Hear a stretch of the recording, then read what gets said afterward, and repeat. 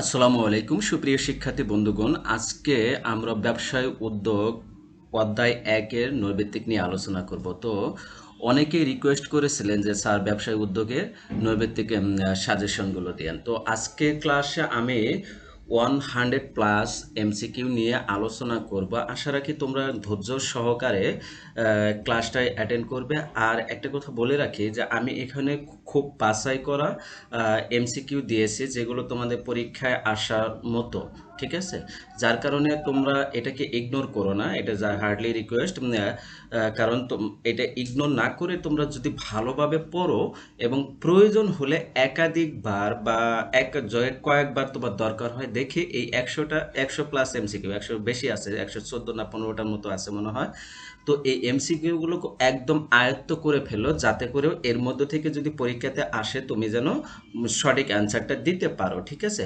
সেই লক্ষ্য নিয়ে তুমি পড়বে এবং প্রয়োজন হলে একাধিকবার বা 2-3 বার যাই দেখা লাগুক তুমি এই ভিডিওটা দেখে নেবে, তাহলে তোমাদের কিন্তু এই প্রথম অধ্যায়ের এমসিকিউ নিয়ে আর কোনো প্রবলেম থাকবে না, ঠিক আছে? তো তোমাদের সবার সহযোগিতা কামনা করে আমি ক্লাস শুরু করছি। দেখো, প্রথম এমসিকিউটা বলা আছে, ব্যবসায়ের ক্রমবিকাশের মধ্যযুগের পর্যায় কোনটি? এই মধ্যযুগের পর্যায় হলো দ্রব্য বিনিময় না প্রযুক্তির উন্নয়ন? দেখো, দ্রব্য বিনিময় হলো একদম প্রাচীন যুগের বা আধুনিক আদি যুগের পর্যায়, প্রযুক্তির উন্নয়ন হলো আধুনিক যুগের পর্যায়। ব্যাংক ও বীমার ব্যবস্থা সম্প্রসারণ ব্যাংক ও বীমা ব্যবস্থা মধ্যযুগে চালু হয়, কিন্তু সম্প্রসারণ করা হয় আধুনিক যুগে। তাহলে এখানে কাগজি মুদ্রার প্রচলনটা হয় মধ্যযুগে, কাগজি মুদ্রার প্রচলন হয় মধ্যযুগে। তাহলে একের অ্যান্সার হবে খ। আমি কিন্তু সবগুলো এমসিকিউ বিস্তারিত আলোচনা করতে পারবো না, কারণ বিস্তারিত আলোচনা করতে পারলে 100+ এমসিকিউ এখানে অনেক বড় ক্লাস হয়ে যাবে। তা আমি খালি তোমাদের অ্যান্সারগুলো বলে দেব। কোনটি প্রত্যক্ষ সেবামূলক পেশার অন্তর্ভুক্ত নয়? প্রত্যক্ষ সেবামূলক পেশা যেটা, তারা হলো প্রত্যক্ষ মানে সরাসরি সেবা দিয়ে দেখে।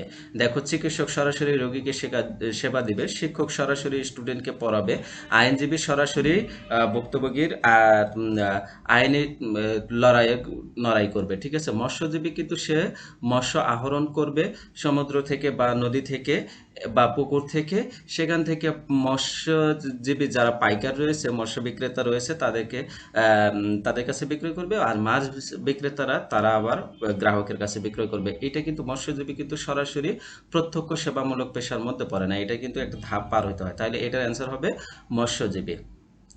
পানি হতে বিদ্যুৎ তৈরি ও বন্টন কোন শিল্প? এটা হলো সেবা শিল্প, ঠিক আছে? এটা হলো পানি হতে বিদ্যুৎ তৈরি এবং বন্টন, বিদ্যুৎ তৈরি গুলো সেবা শিল্প হয়। কি হয়? সেবা শিল্প হয়। আচ্ছা, আমরা একদম লাস্টে চলে গেছি, একটু ওয়েট করো। তাহলে এটা হবে সেবা শিল্প। ওকে, তাহলে এরপর দেখো, মিস্টার সিমন বড়ুয়া খাগড়াছড়ি পাহাড়ি এলাকায় স্বল্প পুঁজি নিয়ে আনারস ও কলা চাষ করে ব্যাপকভাবে সফলতা পান। মিস্টার সুমন বড়ুয়া ব্যবসায় সফলতার কারণ কি? ভূমি।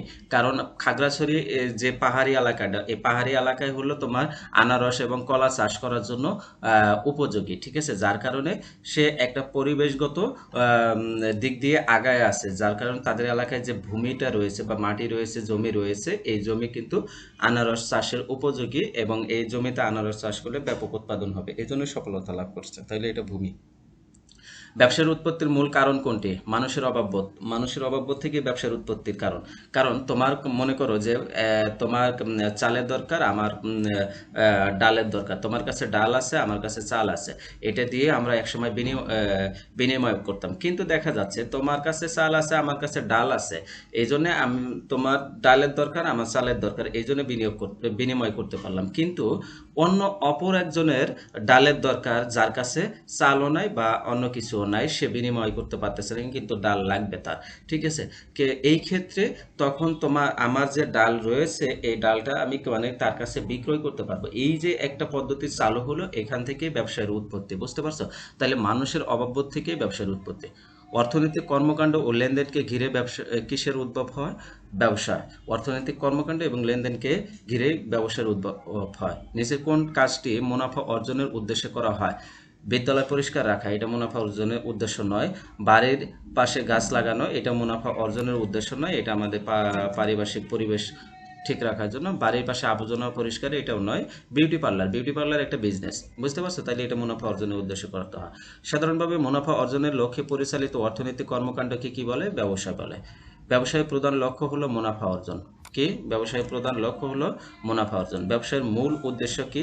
মুনাফা অর্জন। লক্ষ্য আর উদ্দেশ্য একই জিনিস। ব্যবসার সাথে জড়িত পণ্য বা সেবার অবশ্যই কি থাকতে হবে? আর্থিক মূল্য থাকতে হবে। আর্থিক মূল্য না থাকলে কি সেটা ব্যবসা হবে? হবে না। তাহলে পণ্য বা সেবার অবশ্যই আর্থিক মূল্য থাকতে হবে। ঝুঁকি ব্যবসায়ের জন্য কি? এটি একটি ঝুঁকি হলো ব্যবসায়ের বৈশিষ্ট্য। ঝুঁকি একটি ব্যবসায়ের বৈশিষ্ট্য। কিসের আশায় ব্যবসায়ীরা অর্থ বিনিয়োগ করে? মুনাফা লাভ অর্জনের আশায়। তাহলে কি হবে? মুনাফা অর্জনের আশায়। ব্যবসায়িক কর্মকাণ্ডের মাধ্যমে মুনাফা অর্জনের পাশাপাশি উদ্যোক্তাকে কোনটি বিবেচনায় রাখতে হয়? নৈতিকতা। এটা অবশ্যই তাকে নৈতিকতা থাকতে হবে, ঠিক আছে? প্রতিযোগিতা তো থাকবেই, তাকে অবশ্যই নৈতিক থাকতে হবে। অনৈতিক কোনো কাজ নিয়ে ব্যবসা করা যাবে না, বুঝতে পারছো? বা ব্যবসায়ের মধ্যে অনৈতিক কোনো কাজ করা যাবে না, যেমন পণ্যে ভেজাল দেওয়া বা ওজনে কম দেওয়া, এই জিনিসগুলো অনৈতিক কাজ। এগুলো অনৈতিক কাজ কিন্তু ব্যবসায়ের মধ্যে থাকবে না, ঠিক আছে? এটা অবশ্যই বিবেচনায় রাখতে হবে। কোনটি বৃদ্ধির কারণে দিন দিন অর্থনৈতিক কর্মকাণ্ডের আওতা বাড়ছে? চাহিদা বৃদ্ধির কারণে। প্রাচীন যুগে বিনিময়ের মাধ্যম হিসেবে কোনটি ব্যবহৃত হতো? দ্রব্যের বিনিময়ে দ্রব্য নেওয়া হতো, ঠিক আছে? কোন কর্মকাণ্ডে ব্যর্থতার জন্য মুদ্রার প্রচলন হয়? পণ্য বিনিময় বা দ্রব্য বিনিময়, ঠিক আছে? একই জিনিস কিন্তু, পণ্য বিনিময় বা দ্রব্য বিনিময়। এরপর ব্যবসায়িক ক্রমবিকাশের ধারাকে কয়টি পর্যায়ে ভাগ করা হয়? 3টি পর্যায়ে ভাগ করা হয়, ঠিক আছে? আদি যুগ, মধ্যযুগ আর প্রাচীন যুগ, আধুনিক যুগ। ব্যবসায়িক ক্রমবিকাশের ধারায় কোন কাজটি প্রাচীন যুগে করা হতো? পশু শিকার করা হতো। মোবাইল ব্যাংকিং, বাজার সৃষ্টি, টেলিগ্রাম, এগুলো সব আধুনিক যুগে, কিন্তু পশু শিকারটা প্রাচীন যুগে। দ্রব্য বিনিময় প্রথা চালু হয় কোন যুগে? একদম প্রাচীন যুগে। আধুনিক ব্যবসায়কে প্রধানত কয় ভাগে ভাগ করা যায়? 3 ভাগে। উৎপাদনের বাহন কোনটি? শিল্প হলো উৎপাদনের বাহন, বুঝতে পারছো? শিল্প উৎপাদনের বাহন। মাকসুদ বাঁশ ও বেত দিয়ে ঝুড়ি, খেলনা ও সোফা তৈরি করেন। এটির মাধ্যমে তিনি ব্যবসায়ের কোন শাখায় কাজ করেছেন? শিল্প, ঠিক আছে? এটি কিন্তু শিল্প শাখায় কাজ করেছেন সে। শিল্পকে প্রধানত কয় ভাগে ভাগ করা যায়? 5 ভাগে। কোন শিল্পে উৎপাদন সামগ্রী পুনরায় উৎপাদন কাজে ব্যবহৃত হয়? প্রজনন শিল্পে। প্রজনন শিল্পে কিন্তু উৎপাদন সামগ্রী এগুলো আবার পুনরায় উৎপাদন কাজে ব্যবহার করা হয়। জনাব মেহেদী নিজের খামারে মুরগির ডিম থেকে বাচ্চা সংগ্রহ করে। এখান থেকে তিনি ছোট বড় বিভিন্ন ধরনের মুরগি বাচ্চা সংগ্রহ করে দেশের বিভিন্ন জেলায় সরবরাহ করেন। জনাব মেহেদী কোন শিল্পের সাথে জড়িত? এটা হলো প্রজনন শিল্পে। নিচের কোনটি প্রজনন শিল্পের অন্তর্ভুক্ত? নার্সারি। ভূগর্ভ থেকে কয়লা উত্তোলন, এটা অবশ্যই নিষ্কাশন শিল্প হবে। কি হবে? নিষ্কাশন শিল্প। রিনা কক্সবাজারের সমুদ্র সৈকত থেকে ঝিনুক সংগ্রহ করে, এটাও নিষ্কাশন শিল্প।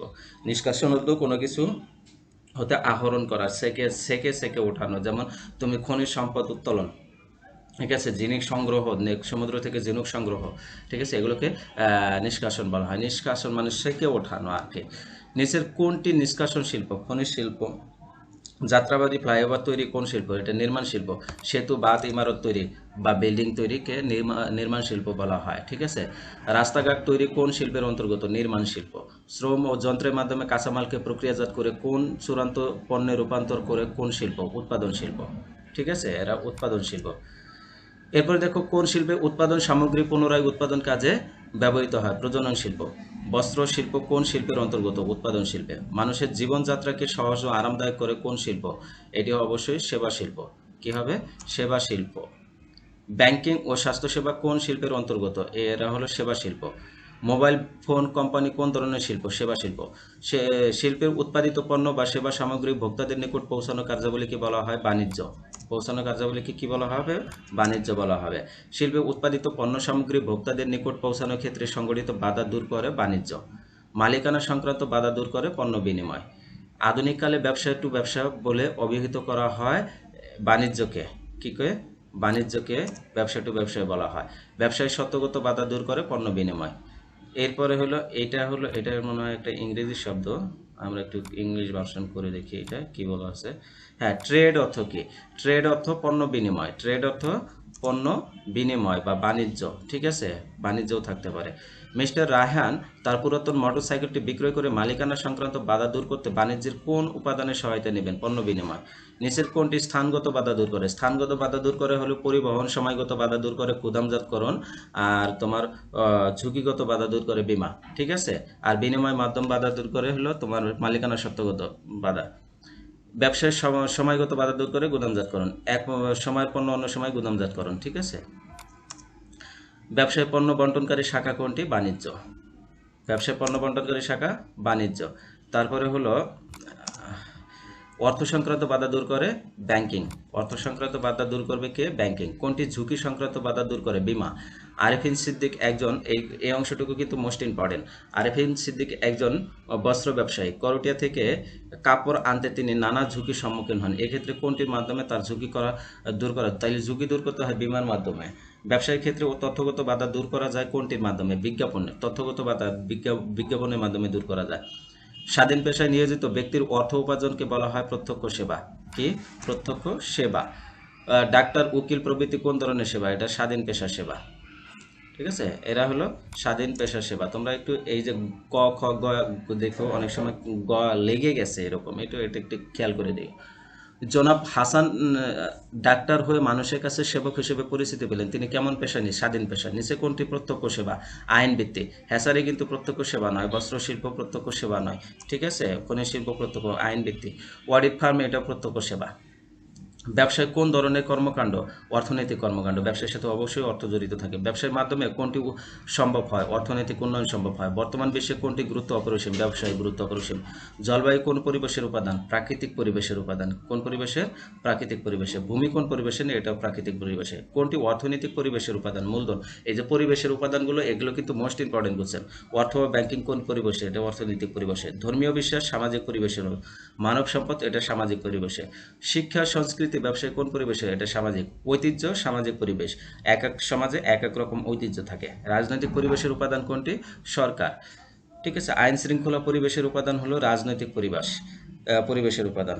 কোনটি আইনগত পরিবেশের উপাদান? পরিবেশ সংরক্ষণ আইন। আইন শৃঙ্খলা কিন্তু হবে না। ব্যবসা পরিবেশে আইনগত উপাদান কোনটি? ভোক্তা আইন। ঠিক আছে। ভোক্তা আইন। এরপরে হলো নিচের কোনটি প্রযুক্তিগত পরিবেশের অন্তর্গত? কারিগরি দক্ষতা। বাংলাদেশ কি নির্ভর দেশ? এটা কৃষি নির্ভর দেশ আমাদের বাংলাদেশ। বাংলাদেশ কেমন দেশ? উন্নয়নশীল দেশ। উন্নত হচ্ছে, তাই না? উন্নতির দিকে যাচ্ছে, এই জন্য উন্নয়নশীল। মুসলিম কাপড়ের জন্য কোন স্থানের নাম সারা বিশ্বে ছড়িয়ে আসে? সোনারগাঁয়ের নাম। ঠিক আছে। সোনারগাঁয়ের বিখ্যাত মুসলিম কাপড় তৈরি হয়। সমুদ্র বন্দর ও জাহাজ নির্মাণ শিল্পের জন্য কোন স্থানের নাম সারা বিশ্বে ছড়িয়ে আছে? এটা চট্টগ্রাম। কোনটি? আমাদের চট্টগ্রাম হলো বিশ্বের দ্বিতীয় বৃহত্তম জাহাজ নির্মাণ শিল্প। বুঝতে পারছো? কোনটি দেশে অর্থনৈতিক কর্মকাণ্ড ও কর্মসংস্থানের সুযোগ বৃদ্ধি করে? ব্যবসা বাণিজ্য। ব্যবসায় কি বিদ্যমান? ঝুঁকি। মানুষের অভাব মোচনের উপকরণ ও সেবা কার্যাদির সরবরাহকে কেন্দ্র করে কিসের সূচনা করা হয়? ব্যবসায়ের সূচনা হয়। ব্যবসায়ের সূচনা হয়। কোনটি প্রাচীন যুগের অর্থনৈতিক কর্মকাণ্ড? কৃষিকাজ। কৃষিকাজ একদম প্রাচীন যুগে, সর্বপ্রাচীন যুগের কাজ হলো কৃষি। বিনিময়ের মাধ্যম হিসেবে স্বর্ণরৌপ্য ব্যবহৃত হতো মধ্যযুগে। কাগজে মুদ্রা প্রচলন ঘটে মধ্যযুগে। বাজার ও সহজ সৃষ্টি হয় মধ্যযুগে। মোবাইল ব্যাংকিংয়ের প্রচলন হয় আধুনিক যুগে। উৎপাদনের প্রক্রিয়া কোনটি? শিল্প। পণ্যদ্রব্য উৎপাদন সংক্রান্ত কাজকে বলা হয় শিল্প। হ্যাচারি কোন শিল্পের অন্তর্গত? প্রজনন শিল্পের। নিচের কোনটি প্রজনন শিল্প? হাঁস মুরগির খামার। যে প্রচেষ্টার মাধ্যমে ভূগর্ভ পানি ও বায়ু হতে প্রাকৃতিক সম্পদ আহরণ করা হয় তা হলো নিষ্কাশন। সমুদ্র থেকে মুক্ত সংগ্রহ, এটাও নিষ্কাশন। বাসা বাড়িতে গ্যাস সরবরাহ কোন শিল্প? সেবা শিল্প। নিচে কোনটি বাণিজ্যের আওতা মুক্ত? মৎস্য চাষ। মৎস্য চাষ করা কিন্তু বাণিজ্যের আওতা মুক্ত। ঠিক আছে। এরা পণ্যের প্রচার, গ্যাস সরবরাহ, চিকিৎসা সেবা, এগুলো বাণিজ্য। নিচে কোনটি বাণিজ্যের আওতাভুক্ত? ব্যাংকিং। ব্যাংকিং বাণিজ্যের আওতাভুক্ত কিন্তু। ঠিক আছে। আর এগুলো হলো ব্যবসায় পরিবেশের উপাদান।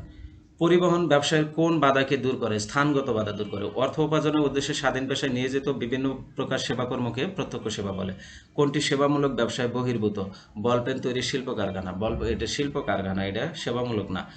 হোটেল এটা সেবামূলক। ট্রাভেল এজেন্সি এটা সেবামূলক। ফটোকপিয়ার এটাও সেবামূলক। অদৃশ্যমানতা কোনটির বৈশিষ্ট্য? সেবা। তারপরে হলো হিসাব নিরীক্ষা কোন ধরনের পেশা? এটা প্রত্যক্ষ সেবা পেশা। ঠিক আছে। হিসাব নিরীক্ষা হলো প্রত্যক্ষ সেবা পেশা। তারপরে কোনটি সেবাধর্মী ব্যবসায়? লন্ড্রি, লন্ড্রি অবশ্যই লন্ড্রি। তারপরে হলো সেলুন, সেলুনও সেবাধর্মী প্রতিষ্ঠান।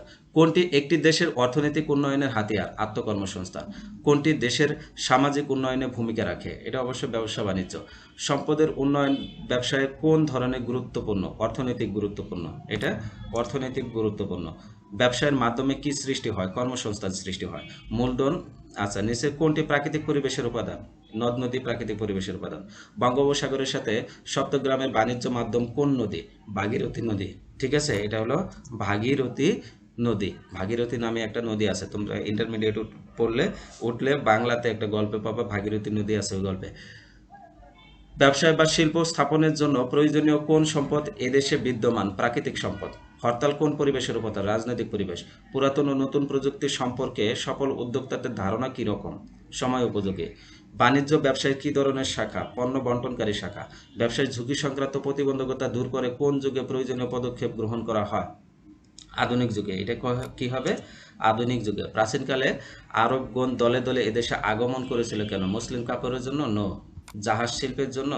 না। এটা কি? বাণিজ্যে খ্যাতির জন্য। এখানে বাণিজ্য করে তারা খুব বেশি লাভবান হতো, কারণ শ্রম বাজার খুব সস্তা ছিল। বুঝতে পারছো?